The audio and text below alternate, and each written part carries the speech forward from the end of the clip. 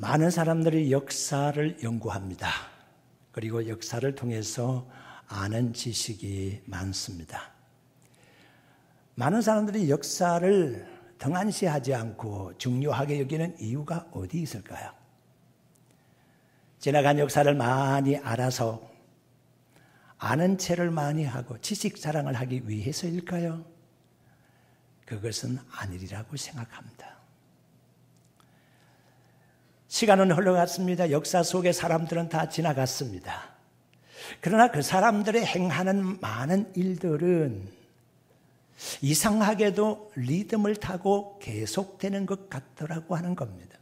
이것이 역사를 연구한 사람들의 한결같은 말입니다. 마치 역사가 생명이 있는 것처럼 반복되는 성향이 있더라고 하는 겁니다. 그래서 성공하는 사람들은 어떻게 성공을 했는가? 실패하는 사람은 어떻게 실패를 했는가를 연구를 해보게 되면 거기에 일정한 패턴이 나타나더라고 하는 겁니다. 그래서 성공한 사람들의 여러 가지 모습을 내가 닮으려고 하고 실패하는 것이 혹시 나에게 있으면 그 모습을 털어내버리려고 하는 것이죠. 이것이 역사를 연구하는 하나의 유익이라고 볼 수가 있습니다. 모세는 여호수아에게 이렇게 당부했습니다. 이제 이스라엘 백성들이 가나안 땅에 들어가게 되면 그 백성들을 거리심산과 에발산으로 나누어 세워서 이렇게 말을 전하라고 하는 겁니다. 이것이 신명기 11장 29절에 기록되어 있는 내용의 말씀인데 그 말씀 그대로를 여호수아는 실행을 했습니다. 이스라엘 백성들을 거리심산과 에발산에 나누어 세웠습니다. 여호수아 8장 33절에 기록된 말씀입니다. 그리고 여호수아는 중간에 서서 양쪽으로 세워진 이스라엘 백성들을 향해서 중대한 선언을 하게 됩니다. 그것은 모세가 전달해 준 말 그대로입니다. 신명기 11장 26절에서 28절까지의 말씀입니다. 내가 너희들 앞에 복과 저주를 두었나니 내 말을 잘 들으면 복을 받을 것이고 내 말을 듣지 아니하고 전에 알지 못했던 다른 신을 섬기게 되면 너희는 저주를 받을 것이라고 하는 말씀입니다. 복과 저주를 너희 앞에 두었다고 하는 겁니다. 어떤 사람들이 복 있는 사람이고 어떤 사람이 저주를 받을 사람인가 라고 하는 것은 지나간 역사 속에서 나타나고 있기 때문에 지나간 역사를 배우라고 하는 것이거든요. 하나님께서 세대를 구분하시는 것은 나이 연령에 따라서 구분하는 것이 아닙니다. 하나님께서는 하나님을 알고 믿는 세대와 하나님을 믿지 아니하는 다른 세대를 구분하고 계십니다.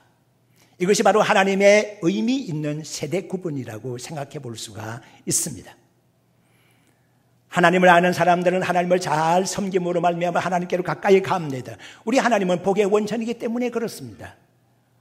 복으로 향하여 가는 것이죠.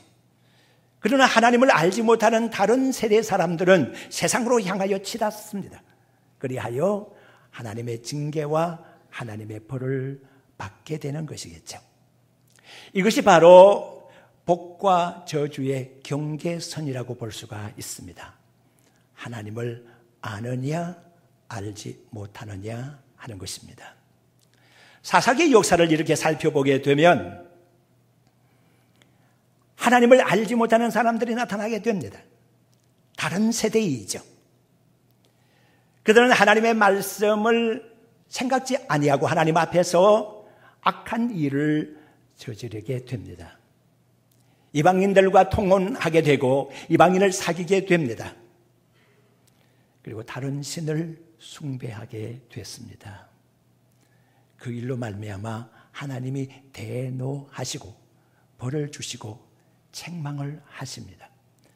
벌이 너무 중하여 견디지 못하고 하나님께 사정액을 복걸합니다. 그렇게 되면 하나님께서는 또 이스라엘 백성들을 용서하여 주셨습니다.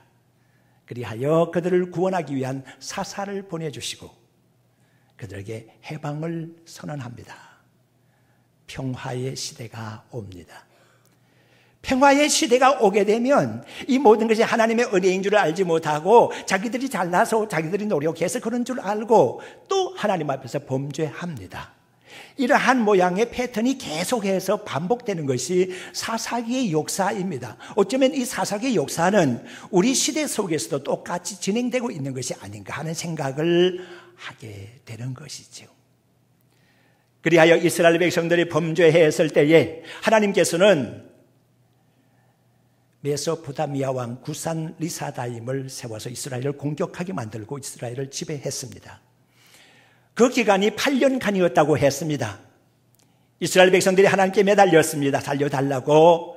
그리하여 하나님께서는 사사를 허락해 주셨는데 온리엘이라고 하는 초대 사사를 세우게 됐습니다. 이스라엘을 구원했습니다. 해방을 선포했습니다. 그들은 자유로워졌습니다. 그러면서 40년 동안 태평성대를 누리게 됐습니다. 그 일 이후에 또 그들이 범죄했습니다. 이번에는 하나님께서 모압 왕 에글론을 보내서 이스라엘을 지배하게 만들었습니다.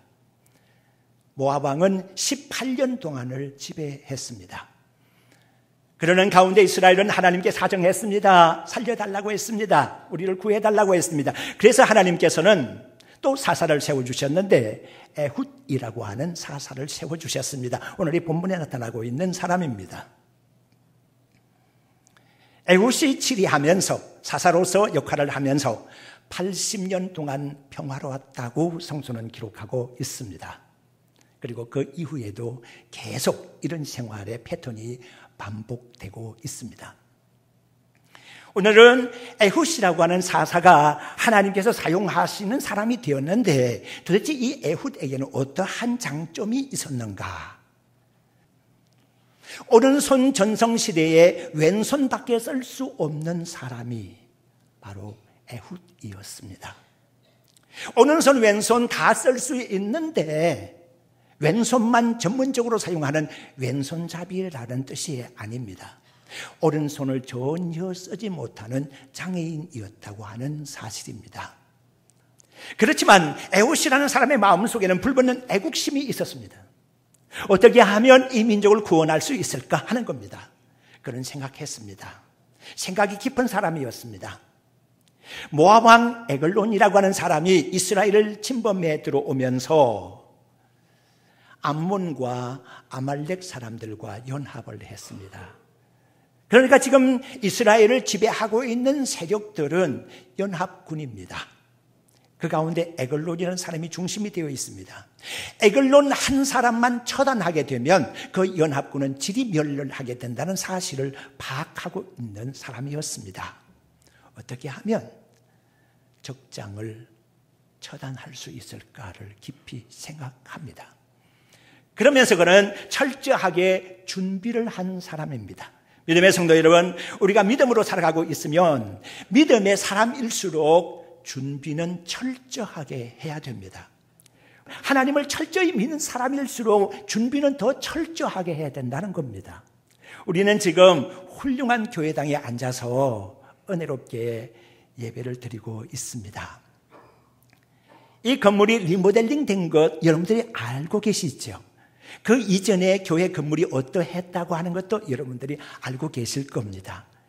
지금 현재 냉방시설이 완비가 되어 있는 것, 그리고 이렇게 호젓한 분위기에서 하나님께 예배를 드리게 되는 이것이 얼마나 큰 축복인지 모릅니다. 저는 우리 노예 안에도 몇 교회가 교회 건축으로 인해서 많은 빚을 지고 있다는 사실을 알고 있습니다.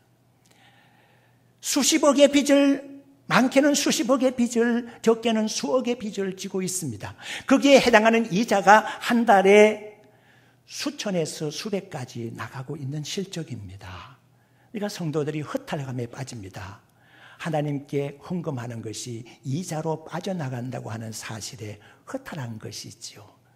뭔가 준비가 덜 된 상태에서 시작한 것, 그것이 잘못이 아닐까 하는 생각을 하게 되는 것이죠. 그런데 빚을 지고 있는 목사님의 마인드가 저는 참 의구심이 가는 것이 있습니다. 이렇게 말하는 소리를 들었습니다. 불신자들이 하는 소리일 겁니다. 빚도 재산이다. 어떻게 빚이 재산이 되는 것일까요? 그런데 또 이런 말씀을 하십니다. 견디고 또 견디면서 이자만 지불하면서 원금은 그대로 가지고 가면서 예수님이 재림하실 때까지만 가자는 거야. 예수님이 재림하시면 원금 갚을 필요가 뭐 있겠나라고 하는 것이죠. 무척 신앙적인 것 같습니다. 그런데 예수님께서 오셔서 원금을 갚지 못하고 빚지고 지금까지 신앙생활한 교회에 대해서 무엇이라고 말씀하실런지 궁금합니다. 믿음의 성도 여러분, 준비는 철저하게 해야 되지 않겠습니까? 준비를 하고 나서 뭔가를 해야 되지 않겠습니까? 예수님께서도 그런 말씀하셨어요. 누가복음 14장 31절의 말씀을 보게 되면 어떤 임금이 다른 임금을 만나서 싸우려 하는데 이 1만으로 저 2만을 어떻게 대처할 것인지 헤아리지 않겠느냐라고 하는 말씀이 기록되어 있습니다. 이쪽 아군의 군사 10,000명을 가지고 적군 20,000명을 어떻게 대처할 수 있을까? 그거 헤아리지 아니하고 전쟁에 나가는 임금이 어디 있겠느냐라고 하는 겁니다. 잘 준비하라고 하는 겁니다. 저는 에훗 사사에 대한 기록을 연구를 해보면서 에훗이라고 하는 사람은 철저하게 준비한 사람이었다고 하는 결론을 얻게 됐습니다. 준비를 철저하게 했다라고 하는 기록은 찾아볼 수 없지만은 그 에훗이 한 일을, 성공적인 일을 바라보면 그가 준비 없이는 성공을 할 수 없었다고 하는 것을 깨달을 수가 있습니다. 먼저 첫째는 뭔가 하면 마음을 얻으라, 환심을 사라고 하는 겁니다. 에훗의 직업이 무엇이었습니까? 오늘 이 본문의 말씀의 15절의 끄트머리 보게 되면 그는 조공을 바쳐드리는 자였습니다. 이스라엘 백성들로부터 조공을 모아가지고 그때 이스라엘을 지배하고 있었던 모압 왕에게 조공을 바쳐드리는 사람이었으니까 이스라엘 사람들이 보는 입장에서는 신약적인 견지에 볼 때는 세리와 같은 신분의 사람이었다라고 볼 수가 있겠습니다. 별로 사람들에게 환영을 받지 못한 사람이었을 겁니다. 조공을 가운데서 바쳐드리는 사람이었기 때문에 매국노 소리를 들었을 겁니다. 적과 가까운 사람이었다 또는 적과 내통하는 사람이었다라고 하는 그러한 소리를 들었을 수 있습니다. 그러나 에훗은 참았습니다. 에훗이 애써 참으면서 조공을 바치는 중간에 계급을 가지게 되었던 이유는 어디 있을까요? 그것은 적의 마음을 얻기 위해서였습니다. 적의 마음을 얻어야 적장과 가까이 할 수가 있다는 겁니다. 1대1로 대면할 수 있지 않겠습니까? 적의 왕이 아무나 만나 주겠습니까? 적을 처단하기 위해서는 비밀리에 만날 수 있도록 신뢰를 줘야 되는데 그 신뢰를 주는 것이 가만히 있어야 되는 것은 아니지 않습니까? 그러니까 조공을 바쳐드리는 일을 하면서 에훗은 에글론이라고 하는 모압의 왕을 독대할 수 있는 기회를 얻게 된 겁니다. 믿음의 성도 여러분, 우리는 살아가면서 느낄 수 있습니다만은 사람의 마음을 얻는 것은 참으로 중요합니다. 우리 하나님께서도 사람의 마음을 중요하게 여기시거든요. 잠언 3장 1절의 말씀을 보게 되면 하나님의 법을 행하라고 말씀하면서 하나님의 명령을 마음으로 지켜라, 그렇게 기록되어 있습니다. 하나님의 말씀을 지키는 척하지 말라는 겁니다. 겉으로 위장하고 가장하지 말라고 하는 겁니다.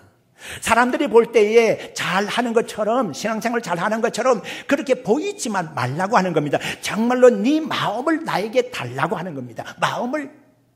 마음으로 법을 지키라고 하는 겁니다. 신명기 6장 5절에는 우리에게 중요한 말씀을 하십니다. 네 마음을 다하고 네 뜻을 다하고 네 힘을 다하여 주 너희 하나님을 사랑하라 그랬습니다. 믿음의 성도 여러분, 하나님을 사랑하는 것이 우리의 마음을 다하는 곳에 하나님을 사랑하는 마음이 생기는 것이지, 마음은 다른 곳에 있고 어떻게 하나님을 사랑한다고 입으로만 어떻게 하나님을 사랑할 수가 있겠습니까? 우리의 마음이 하나님께로 향해야 되는 겁니다. 마음이 중요한 것이거든요. 에훗 사사는 적의 환심을 샀습니다. 그리하여 가까이 갈 수 있는 길을 여는 겁니다. 이게 준비 없이 되는 것이 아닙니다. 마음을 얻는 것이 어떻게 준비 없이 되겠습니까? 마음을 얻는 준비를 충분하게 갖추었다는 겁니다. 두 번째, 우리는 에훗의 준비를 보게 되면은 그의 약점을 이용을 했다라고 하는 겁니다. 믿음의 성도 여러분, 고정관념에 사로잡히면 안 됩니다. 나는 약하기 때문에 이 일은 할 수가 없고, 나는 부족하기 때문에, 나는 배운 것이 없기 때문에 저 일은 할 수 없다라고 그렇게 단정해버리면 안 됩니다. 그 단정하는 고정관념이 여러분들로 하여금 꼼짝하지 못하게 만듭니다. 왜 그렇습니까? 에훗이라는 사람을 보시기를 바랍니다. 그는 왼손잡이라고 했습니다. 오른손을 쓰지 못하는 사람입니다. 오른손이 묶어져 있는 사람입니다. 오른손을 묶어 놓았으면 자기 몸에 묶어 놓은 사람입니다. 마음대로 건들거리지 않도록 오른손을 묶어 놓은 사람입니다. 그렇기 때문에 에훗은 적이 자기의 오른쪽에 대해서는 신경 쓰지 않는다는 것을 알았습니다. 그리하여 단검을 준비를 했는데 단검의 길이가 한 규빗이라고 했으니까 손끝에서부터 발꿈치까지 그러니까 약 45cm 정도 길이가 되는 좌우에 날이 서 있는 단검이었습니다. 그것을 오른쪽 허벅지 쪽에 옷에다가 감추었다고 했습니다. 사람이 손을 내려 이렇게 잡으면 허벅지가 딱 잡히지 않습니까? 그쪽 안쪽에다가 칼을 감춘 겁니다. 그는 오른쪽 자계자였기 때문에 오른쪽을 묶어놓은 그곳에다가 칼을 감춘 겁니다. 적이 바라볼 때에 오른쪽에 대해서는 관심을 가지지 않습니다. 지금 에훗은 왼손잡이기 때문에 왼손만 보고 있습니다. 왼쪽만 보고 있는 것이지 오른쪽에 대해서는 별로 신경 쓰지 않고 있는 겁니다. 수색을 하고 있는 왕의 경비도 아마 그랬을 겁니다. 그리하여 에훗은 오른쪽에다가 칼을 감추었습니다. 만약에 왼손잡이가 왼손 쓰기 쉽게 한다 그러면 왼쪽에다가 칼을 감추어야 왼쪽 손으로 금방 사용할 수가 있을 겁니다. 그런데 에훗은 오른쪽 손을 쓰지 못하는 사람이었고 그것을 이용해서 그 속에다가 단검을 감추어 놓은 겁니다. 그러니까 적이 눈치채지를 못한 겁니다. 우리는 생각합니다. 에훗이 왼손잡이로 된 것이 바로 이때를 위함이 아닌가. 이때를 위함이 아닌가라고 하는 것은 에스더 4장 14절에 나와 있는 내용입니다. 아하수에로 왕의 왕후였던 에스더를 여러분들은 기억을 하시죠. 그때 당시 하만이라고 하는 총리 대신이 이스라엘을 전멸시킬 계획을 세웠습니다. 이 사실을 모르드게가 알게 되었고 이 모르드게가 그 사실을 에스더 왕후에게 알리면서 이렇게 말합니다. 너는 왕후기 때문에 홀로 살 수 있을 기라고 생각하지 말라.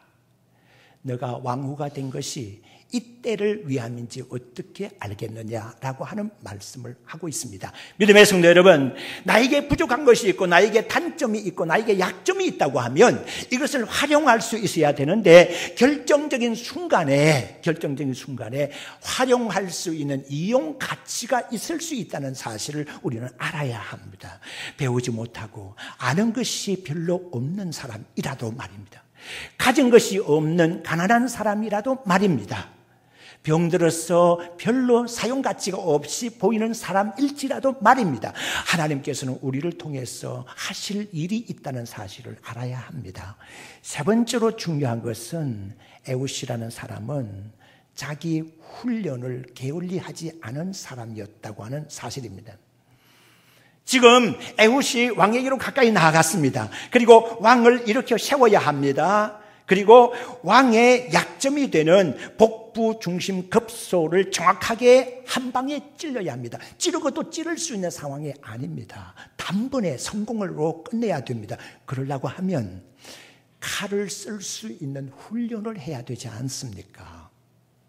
우리 오늘 이 본문의 말씀을 보게 되면 칼로 복부를 찔렀는데 배 앞에서부터 등 뒤에까지 칼이 통했다고 하는 것이거든요. 그렇다고 하면 에훗의 왼쪽 손의 힘이 얼마나 강했는가 하는 것을 우리가 생각해 볼 수가 있습니다. 물론 오른쪽 손에 힘을 쓰지 못하니까 그 힘이 왼쪽까지 갔으리라고 생각은 할 수 있지만은 그럴 가능성은 없죠.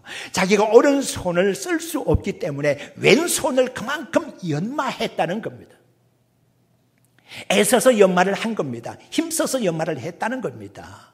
그리고 적장과 마주 섰을 때에, 그리고 가까이, 가능하면 가까이입니다. 오늘 이 본문의 말씀 보게 되면 내가 비밀리에 할 말이 있습니다 라고 말하면서 주위에 시립해 있는 사람들을 밖으로 물러내게 만들고 왕과 가까이 접근할 수 있는 기회를 만들었습니다.